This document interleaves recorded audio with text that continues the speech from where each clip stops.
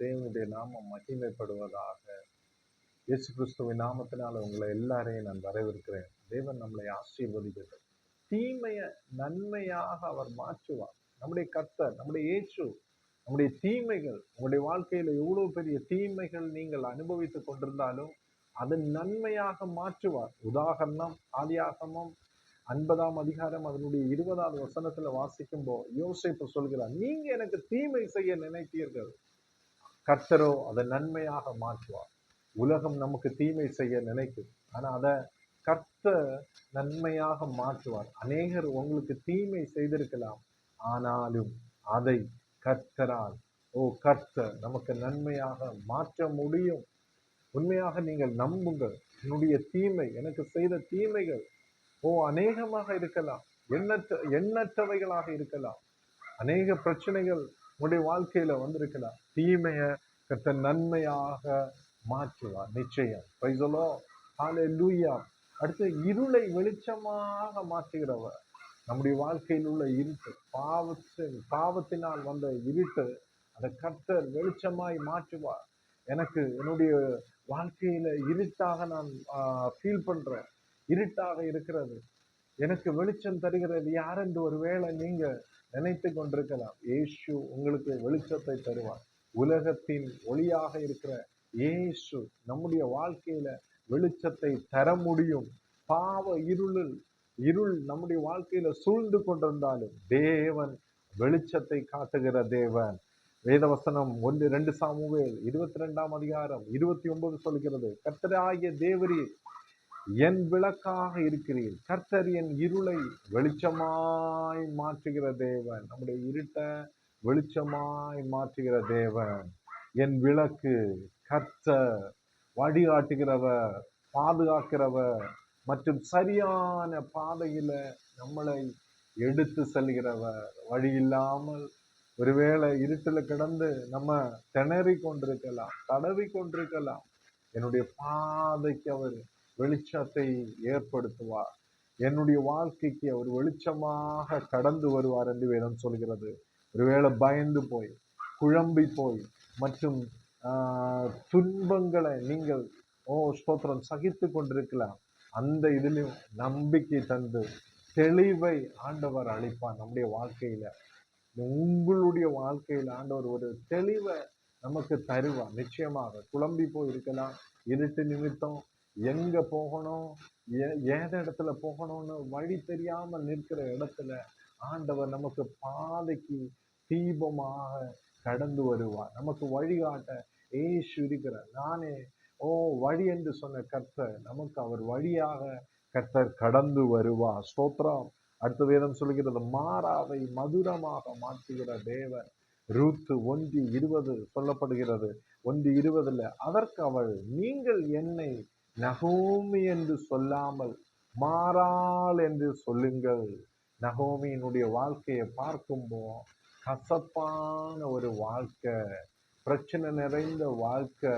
பெத்லேஹேமில் இருந்து மோபாவுக்கு குடும்பமாக கடந்து சென்றார்கள். அந்த தேசத்துல போன உடனே அவளுடைய புருஷனார் இறந்து போய்விட்டார். 2 பிள்ளைகள் ஸ்தோத்திரம் இறந்து போய்விட்டார்கள்.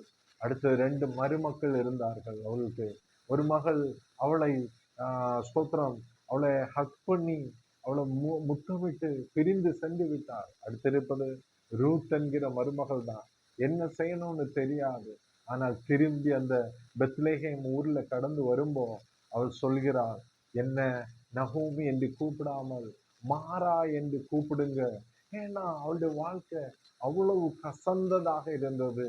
அவளுக்கு தான் தெரியும் என்ன வருத்தம் வழியாக, என்ன வருத்தத்தின் பாதையில் அவள் கடந்து செல்கிறாள் என்று. அப்பொழுதுதான் சொன்ன, என்ன மாறா என்று கூப்பிடுங்க.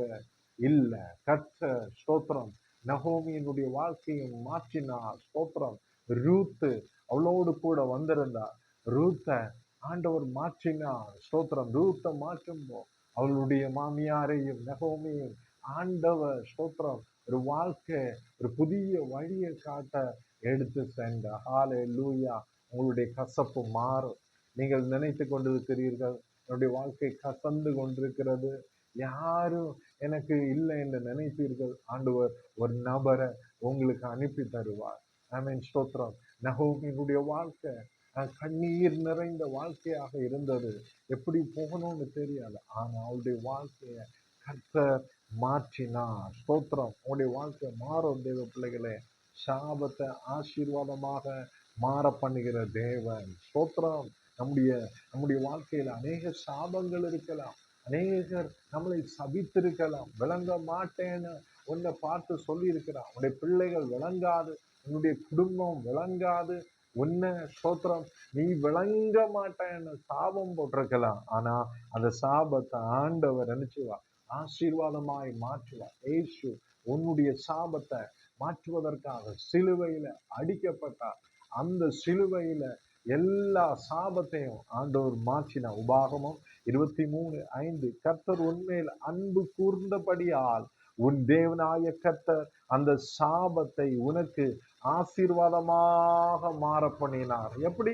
ஹல்லேலூயா. தேவ பிள்ளைகளை, அந்த சாபத்தை கர்த்தர் ஆசீர்வாதமா மாற்றுவார். கர்த்தர் இயேசு நம்ம மேல அன்பு கூர்ந்தபடினால நம்ம மேல உள்ள சாபத்தை ஆண்டவர் நினைச்சுவார் ஆசீர்வாதமாய் மாற்றுவார்.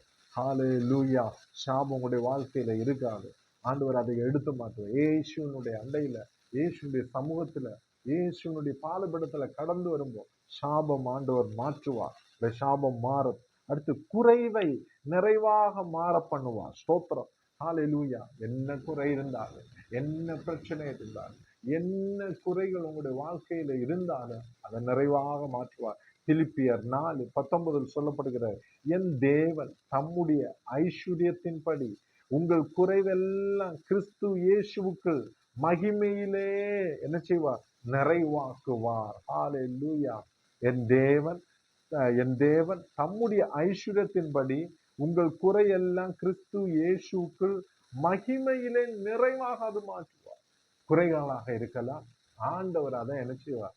நிறைவாக மாற்றுவார். எஸ், நம்முடைய குறைகள் நம்ம ஸ்தோத்திரம் கொஞ்சமா இருக்கலாம், குறுகி போயிருக்கலாம். அதை ஆண்டவர் பெரிதாக மாற்றுவார். நிறைய அதை ஓவர்ஃப்ளோவாக என்ன செய்வார்? ஆண்டவர் மாற்றுவார் என்று வேதம் சொல்லுகிறது. ஸ்தோத்திரம். ஹல்லேலூயா. நீங்க ஓவர்ஃப்ளோ பண்ணுவீங்க. நீங்க என்ன செய்யுங்க? ஸ்தோத்திரம். நிறைந்து வழிகிற ஆசீர்வாதமாக மாறுவீங்க.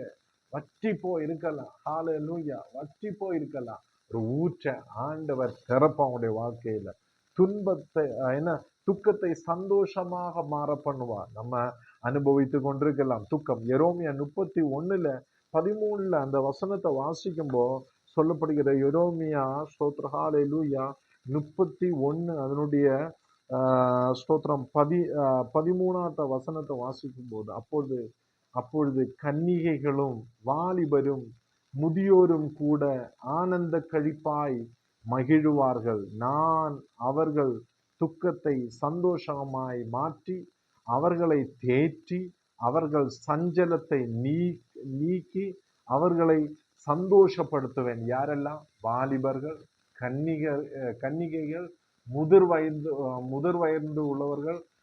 வயதில் உள்ளவர்கள், வயதானவர்கள். அமீன், ஸ்தோத்திரம். அவருடைய வாழ்க்கையில் உள்ள துக்கத்தை ஆண்டவர் என்ன செய்வார்? மாற்றுவாராம். ஸ்தோத்திரம். வாலிபர்களுக்கு துக்கம் இருக்கலாம், கன்னிகைகளுக்கு துக்கம் இருக்கலாம், முதிர்ந்தவர்களுக்கும் துக்கம் இருக்கலாம். அந்த துக்கத்தை ஆண்டவர் என்ன செய்கிறாரு? சந்தோஷமாக மாற பண்ணுகிறார். ஹல்லேலூயா. துக்கத்தை ஆண்டவர் சந்தோஷமாய் மாற பண்ணுவார். அடுத்து புலம்பல ஆனந்த கழிப்பாய் மாற பண்ணுவார். நம்ம புலம்பிட்டே இருக்கலாம். ஸ்தோத்திரம். தனிமையாக இருந்து புலம்பலாம். எப்படியோ நீங்க என்னுடைய வாழ்க்கைய எப்படியோ மாறும் என்று புலம்பிக் கொண்டிருக்கலாம். சங்கீதம் 30:11 சொல்லுகிறது, உன் புலம்பல ஆனந்த கழிப்பாக மாற்றுவேன் என்று. எஸ், தேவனுடைய பிள்ளைகளை, நம்முடைய வாழ்க்கையில் உள்ள புலம்பல ஆனந்த கழிப்பாக ஆண்டவர் மாற்றுவார். ஹல்லேலூயா. ஆமென். என்னெல்லாம் மாற்றுவார்? தீமையை நன்மையாக மாற்றுவார், இருளை வெளிச்சமாய் மாற்றுவார், மாறாவை மதுரமாக மாற்றுவார், சாபத்தை ஆசீர்வாதமாக மாற்றுவார், குறைவை நிறைவாக மாற்றுவார், துக்கத்தை சந்தோஷமாய் மாற்றுவார், புலம்பல என்ன செய்வார்? ஆனந்த கழிப்பாக மாற்றுவார். நம்முடைய இந்த விஷயங்கள் எல்லாம் ஆண்டவருடைய சமூகத்தில் நம்ம கொடுப்போம். கர்த்தர் பெரிய அற்புதத்தை நம்முடைய வாழ்க்கையில செய்யட்டும் இந்த நேரத்துல. Yes, praise the Lord. நமக்கு ஆண்டவர் இருக்கிறார். உங்களோடு கூட கர்த்தர் இருக்கிறார். ஹalleluya. இந்த நேரத்துல ஸ்தோத்திரம். ஹalleluya. தேவன் நம்முடைய வாழ்க்கையில என்ன செய்யட்டும்? அற்புதத்தை செய்யட்டும், அதிசயத்தை செய்யட்டும், பெரிய காரியத்தோட வாழ்க்கையில செய்வார். ஆமென். God bless you. Amen. Amen.